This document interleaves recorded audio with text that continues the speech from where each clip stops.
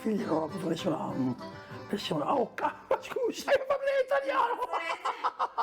Perché gliela fate in italiano la domanda? Vabbè, Ero abituato a porta.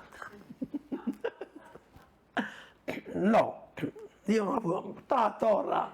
No, non ho già avuto nessuna pressione. Io mi sono coinvolto giovanissimo, avevo 25 anni, mia moglie 21. A chi provengo da una famiglia meno numerosa, pensate che io sono un quinto di 10 figlioli. Quindi non è che trattiamo un bebè, allora ho deciso come moglie di coinvolgersi così giovani, nel 67, tempi diversi da papà. E ho avuto subito dei figli dopo un anno, perché mi piacciono bene i bambini. Io ho avuto sempre un rapporto con le bambine, eccetera. E allora abbiamo deciso di avere un figliolo. È nata una bella femmina, ero un bel contento perché babbo mi diceva sempre in casa dei galantomini, prima le femmine e dopo gli uomini. Quindi io ero un bel contento di 3 anni. Dopo i 3 anni è nato lo maschio. E quindi io ero sistemato. E a mia moglie non ne volevamo più figlioli. Invece, da voi di 7 anni, mia moglie è rimasta gravida. Ecco, in questo momento sono rimasto veramente un po' così, ho pensato, condizionato un po', perché ho pensato alla famiglia di babbo. Noi eravamo dei figlioli, e io penso che sono nato nella prima metà del Novecento, quindi ti puoi immaginare. Quindi babbo era un normale operaio e quindi mi ha campato dei figlioli, perché da voi cioccolatini ci sono stati altri 5. Dunque, quando mia moglie è rimasta gravida del terzo figliolo, lì sono stato veramente condizionato un poco. A caso pensato, avevo appena 36 anni, e tu non fosse la fine di babbo, no? Da vedere figlioli. Ecco, da questo momento effettivamente sono stato un bel condizionato dai figlioli, perché pensavo sempre che era vicina, che andavo sul fitto io, e non voleva che i miei figlioli soffrivano così. Anche ai tempi miei si faceva colazione di manzano a panaffica, a panacarica, però non voleva che i miei figlioli, negli anni 60, non voleva che i miei figlioli, cioè negli anni 70, che voleva che i figlioli che soffrivano così, sono stato un bel condizionato da quella sera.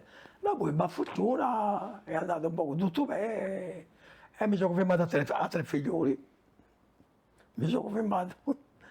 Che era condizionamento per le famiglie, però non ho già avuto nessun problema, non ho già avuto.